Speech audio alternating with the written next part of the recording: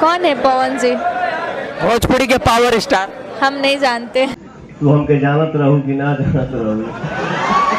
सौम्या पोखरेल, जो जाने अनजाने में सौम्या पोखरेल की उस वीडियो को आप सभी ने देखा होगा जो सोशल मीडिया पे आज से तकरीबन 1 साल पहले ट्रेंड कर रहा था कि आखिर कौन है पवन सिंह, मैं पवन सिंह को नहीं जानती। ये बयान सौम्या पोखरेल का था पवन सिंह के लिए तकरीबन 1 साल पहले, जिसके बाद से पूरे बिहार में काफी बवाल हुआ था कि नेपाल की एक एक्ट्रेस आती है और पवन सिंह पर इतना गलत बयान देती है। लेकिन टाइम बीता, मामला भी शांत हुआ, लेकिन एक बार फिर से ही मामला तूल पकड़ते हुए दिख रहा है, जिसमें सोशल मीडिया पर अब सौम्या पोखरेल और पवन सिंह की वीडियो काफी ट्रेंड कर रही है। जब सभी को बता दे, पवन सिंह के अपकमिंग सॉन्ग के एक इवेंट में सौम्या पोखरेल आई थी। हालांकि सौम्या पोखरेल ने पवन सिंह से माफी मांगी और अपनी गलती सुधारने का मौका भी मांगा।